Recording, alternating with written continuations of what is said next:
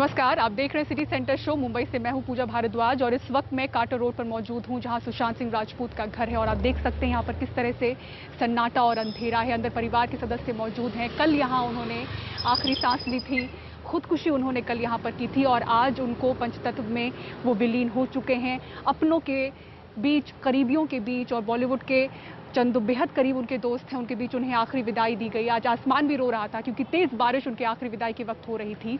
लेकिन अपने पीछे सुशांत सिंह राजपूत जो भी सवाल छोड़ गए हैं, उसकी जांच जो मुंबई पुलिस कर रही है उसमें कोई भी संदेह और साजिश के तार वो नहीं देख पा रही है। डिप्रेशन को ही वजह के तौर पर देखा जा रहा है।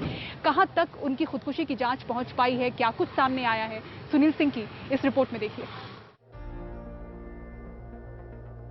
अभिनेता सुशांत सिंह की मौत फंदे से ही हुई। पोस्टमार्टम रिपोर्ट में इस बात का खुलासा हुआ है।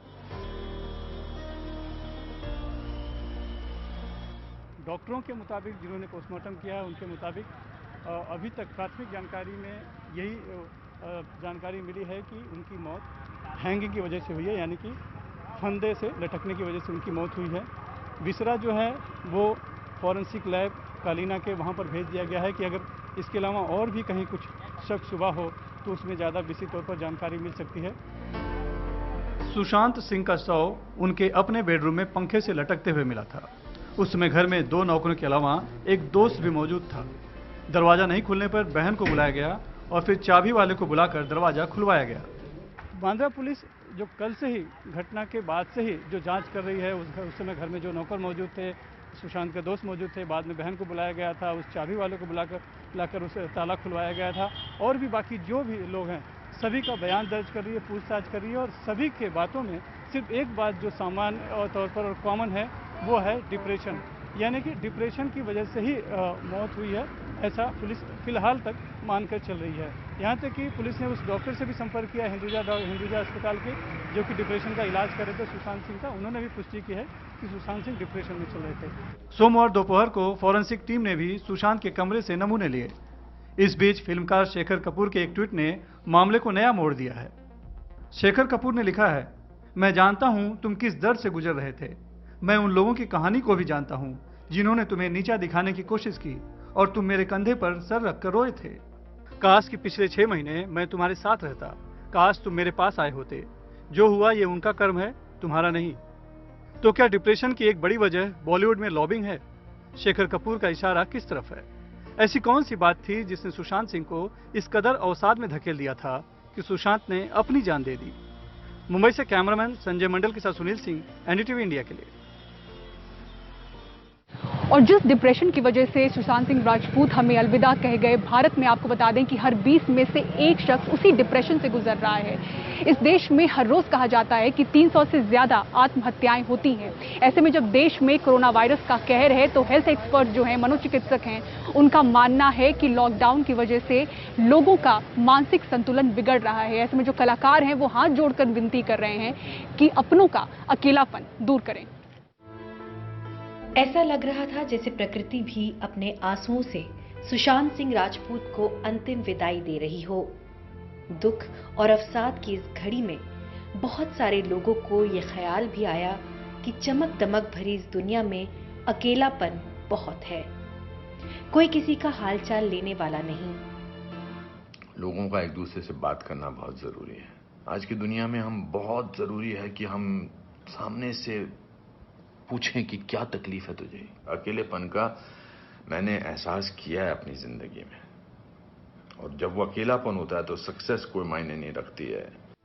सुशांत की खुदकुशी ने पिछले महीनों और बरसों के कई और ऐसे हादसों की याद दिलाई। जाने माने शो स्प्लिट्सविला की कंटेस्टेंट मॉडल एक्ट्रेस अनमोल चौधरी ने भी ग्लैमर वर्ल्ड की कड़वी सच्चाई और अकेलेपन के दर्द को बयां किया।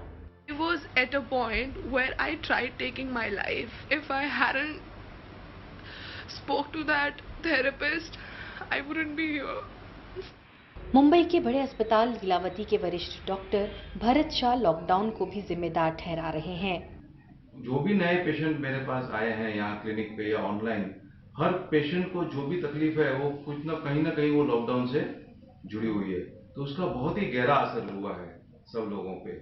उसमें से एंजाइटी और डिप्रेशन, ये जो 2 हम लोग की आम बीमारियां रहती है, परेशानियां जो हम लोग इलाज करते हैं और देखते हैं, वो दोनों 2 गुना या 3 गुना ज्यादा बढ़ गई है।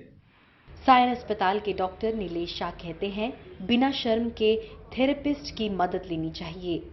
तो आप किसी भी मेंटल हेल्थ प्रोफेशनल यानी साइकियाट्रिस्ट के पास जाइए, काउंसलर के पास जाइए, कोई भी मानसिक स्वास्थ्य के डॉक्टर के पास जाइए और उनसे आपके जो मन में विचार आते हैं वो शेयर करें, उनको बताएं कि आपके मन में ऐसे विचार आते हैं और वो आपका इलाज करेंगे। भारत में आत्महत्याओं का बाकायदा एक समाज शास्त्र है, लेकिन एक कामयाब सितारे की इस आत्मघाती हताशा ने बताया कि चमक दमक के पीछे के अंधेरे अक्सर हम देख नहीं पाते। मुंबई से पूजा भारद्वाज की रिपोर्ट, एनडीटीवी इंडिया के लिए। और अब आइए बात करते हैं मुंबई की लाइफलाइन कही जाने वाली लोकल ट्रेनों की, जो कि एक बार फिर से पटरी पर दौड़नी शुरू हो गई है। करीब 3 महीने के बाद ऐसी 320 ट्रेनें फिर से शुरू हुई हैं, लेकिन सिर्फ जरूरी सेवाओं के लिए।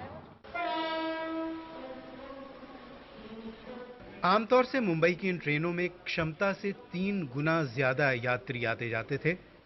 कोविड-19 दौर से पहले मुंबई में रोजाना 75 लाख लोग लोकल ट्रेनों से सफर करते थे, लेकिन बंदिशों के बावजूद पहले दिन भ्रम का माहौल बना रहा। बैंक कर्मचारी जिनकी सेवाएं लॉकडाउन के दौरान भी जरूरी सेवाओं में शामिल थीं, उन्हें ट्रेनों में चढ़ने नहीं दिया गया। संजय केसरकर को गोरेगांव से नारीमन पॉइंट जाना था, उन्हें बस लेना पड़ी और ट्रेन से जो सफर 45 मिनट में पूरा हो जाता, उसमें 1.5 घंटा लगा। रोड लॉकडाउन हम लोग काम कर रहे हैं, सब सर्विसेज दे रहे हैं, एक दिन भी बंद नहीं है। एक्चुअली हम लोग को भी सर्विसेज एक पास की सुविधा मिलनी चाहिए। सरकारी कर्मचारी और पुलिसकर्मियों को थकावट भरी बस यात्रा से जरूर छुट्टी मिली। आनंद बिलादे, जो सचिवालय के पर्यावरण विभाग में काम करते हैं, उन्होंने राहत की सांस ली। 3 घंटे का ट्रैवल था वसई से, अभी 1.5 घंटे में आ गए, इजी हो जाएगा। हाँ, ये सोशल डिस्टेंसिंग मेंटेन किया लोगों ने। शाम को चर्च गेट स्टेशन पर तापमान की जांच, मुनासिब दूरी और पहचान पता करने के बाद ही लोग ट्रेनों पर जा पाए। यात्रियों के लिए ये एक अनोखा अनुभव था। ये एक बिल्कुल नया तजुर्बा है। आज पहला दिन था और हम लोग बहुत तनाव में थे।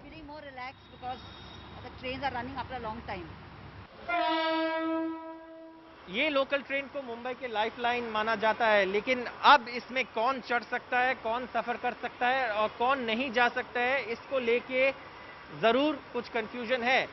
लेकिन रेल मंत्रालय और महाराष्ट्र सरकार के बीच में बातचीत के द्वारा इस समस्या का हल निकालना पड़ेगा। लेकिन लोकल ट्रेन का शुरू होना इस बात की तरफ इशारा जरूर करता है कि मुंबई अब फिर से धीरे धीरे शुरुआत की तरफ बढ़ रहे हैं।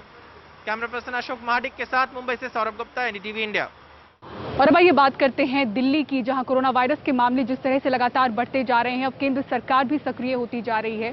गृह मंत्री अमित शाह ने सर्वदलीय बैठक के बाद खुद एलएनजेपी अस्पताल का जायजा लिया। वहां पर कोविड-19 मरीजों का जिस तरह से इलाज हो रहा है, उसे देखने के लिए वो यहां पर पहुंचे। हालांकि कहा जा रहा है कि इसकी जानकारी दिल्ली सरकार को भी नहीं दी गई थी। सोमवार शाम अचानक जब केंद्रीय गृह मंत्री अमित शाह दिल्ली सरकार के सबसे बड़े कोरोना अस्पताल लोकनायक जयप्रकाश अस्पताल पहुंचे, तो दिल्ली सरकार को भी उनके दौरे की भनक नहीं थी। अमित शाह ने सोमवार को एलएनजेपी अस्पताल का औचक निरीक्षण किया। वहां के डॉक्टरों और नर्सों से बात करने के बाद दिल्ली के मुख्य सचिव को निर्देश दिए। सभी कोरोना अस्पतालों के सभी वार्डों में सीसीटीवी कैमरे लगाए जाएं। इन अस्पतालों में एक बैकअप कैंटीन का भी इंतजाम हो, ताकि एक कैंटीन में संक्रमण फैलने पर तुरंत दूसरी कैंटीन से खाने का इंतजाम हो सके। यहां के डॉक्टरों और नर्सों के लिए साइको सोशल काउंसलिंग का भी इंतजाम हो। हमारे हॉस्पिटल में माननीय गृह मंत्री अमित शाह जी आए थे और उनके साथ होम सेक्रेटरी साहब और चीफ सेक्रेटरी भी आए थे दिल्ली सरकार के।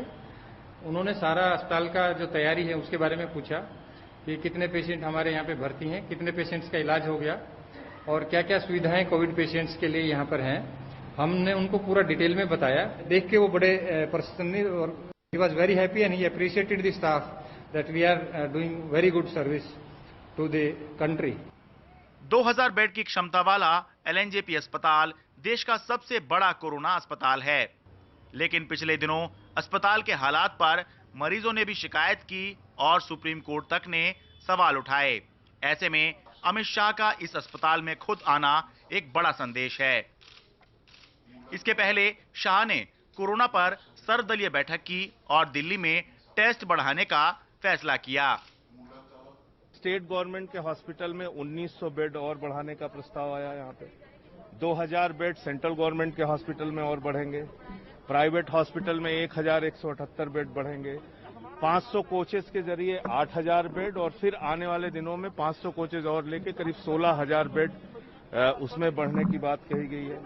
20 तारीख से टेस्टिंग 18000 पर डे करने का लक्ष्य रखा गया है। माननीय गृह मंत्री जी ने ये भी संदेश दिया है कि हम सब लोगों ने मिलकर बिना किसी राजनीतिक भेदभाव के हम इस बीमारी से, इस महामारी से हम सबको मिलकर लड़ना है। जो माहौल है, खासतौर से जो मौतें हुई हैं और दिल्ली संक्रमित हुई, इसके लिए जवाबदेही किसकी? ये प्रश्न हमने माननीय गृह मंत्री से पूछा। अफसोस ये कि वहां पर देश के स्वास्थ्य मंत्री उपलब्ध नहीं रही, जिसका हमने खेद व्यक्त किया है। उनको भी होना चाहिए था और सीधे तौर पर दिल्ली सरकार और गृह मंत्रालय या हिंदुस्तान की सरकार इसके लिए जिम्मेवार है, जो दिल्ली ने भुगता है। ये साफ लग रहा है कि दिल्ली की कमान अब अमित शाह ने अपने हाथ में ले रखी है। दिल्ली से नीता शर्मा के साथ शरद शर्मा, एनडीटीवी इंडिया। पाकिस्तान में भारतीय उच्चायोग के जिन 2 कर्मचारियों को गिरफ्तार किया गया था, उन्हें अब रिहा कर दिया गया है। पाकिस्तान ने इन पर हिट एंड रन का आरोप लगाया था। पाकिस्तान ने दोनों कर्मचारियों पर नकली नोट रखने का भी आरोप लगाया है। भारत ने पाकिस्तान के उच्चायुक्त को इस मामले में तलब किया था। भारतीय उच्चायोग के कर्मचारियों से जुड़ी ये घटना ऐसे समय सामने आई है जब हाल ही में नई दिल्ली में पाकिस्तानी उच्चायोग के 2 अधिकारियों को जासूसी के आरोप में पकड़ा गया था, जिसके बाद उन्हें वापस पाकिस्तान भेज दिया गया। और इसी के साथ सिटी सेंटर शो में वक्त हो चला एक ब्रेक का, लेकिन आप कहीं मत जाइएगा। ब्रेक के बाद आपको दिखाएंगे कोरोना से जंग के लिए किस तरह से रेलवे के आइसोलेशन कोच तैयार हैं।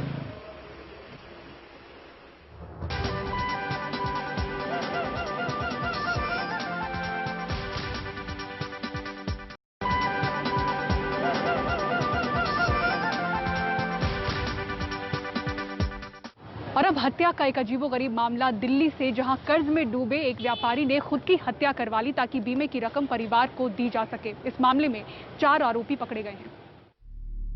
दिल्ली पुलिस ने कड़कड़डुमा से गायब एक कारोबारी की हत्या का मामला सुलझा लिया है। बताया जा रहा है कि उसने खुद अपनी हत्या करवा ली ताकि परिवार को बीमे का पैसा मिल जाए। उसका शव बाहरी दिल्ली के रनहौला इलाके में एक पेड़ से लटका मिला, हाथ पीछे बंधे हुए थे। इस मामले में एक नाबालिग समेत 4 लोग पकड़े गए हैं।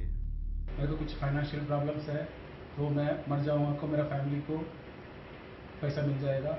इसके चलते हुए ये 4 लोगों ने मिलकर उसका मर्डर किया है। ये मर्डर करने के लिए उनकी डिसीज ने उनको पैसा भी दिया है। गौरव बंसल कड़कड़डुमा में किराने का थोक का काम करते थे। 10 जून को उनकी पत्नी शानू बंसल ने आनंद विहार थाने में शिकायत दी कि उनके पति 9 जून को दुकान गए लेकिन फिर वापस नहीं आए। गौरव कारोबार में घाटे के कारण डिप्रेशन में थे। उनका इलाज भी हुआ है। गौरव ने फरवरी में 6 लाख का पर्सनल लोन भी लिया था। इसके बाद गौरव के क्रेडिट कार्ड से उनकी बिना जानकारी के 3,50,000 की पेमेंट भी हुई।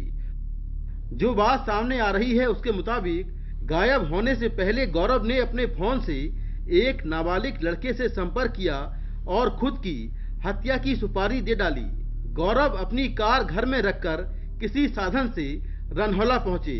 रास्ते में उन्होंने आरोपियों को व्हाट्सएप पर अपनी फोटो भेज दी जिससे वो उनकी पहचान कर पाए।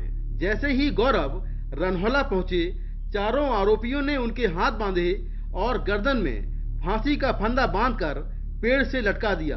हत्या से पहले गौरव ने आरोपियों को कुछ पैसा भी दिया।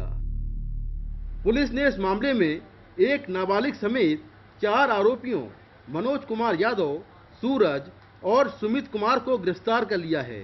अब ये पता लगाया जा रहा है कि हत्या की सुपारी कितने में तय हुई थी, कितना पैसा दिया गया, गौरव पर कितना कर्ज था और इंश्योरेंस कितने का था। नई दिल्ली से Mukesh Singh, NDTV India.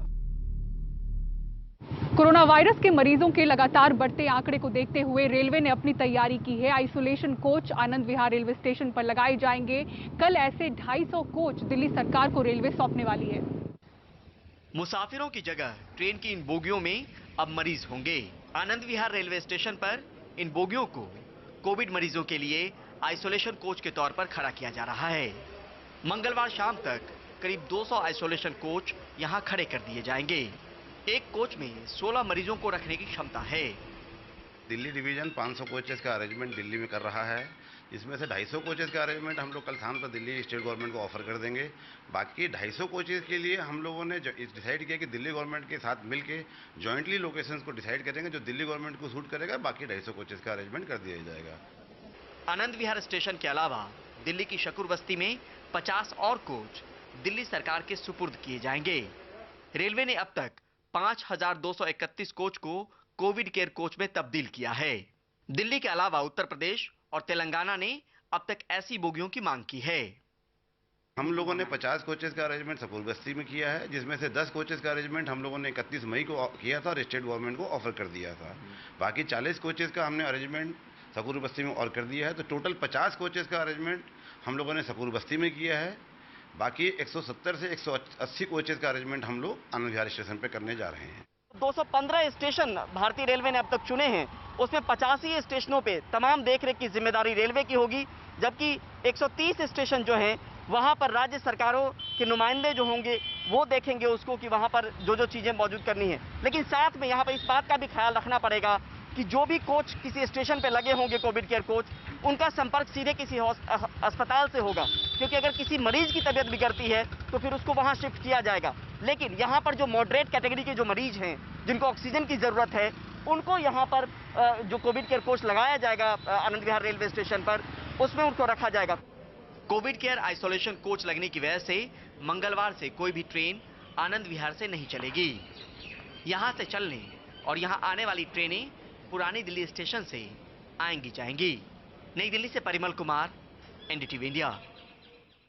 City centre show में फिलहाल मुझे दीजिए इजाजत, लेकिन खबरों के लिए बने रहें एनडीटीवी इंडिया के साथ। नमस्कार।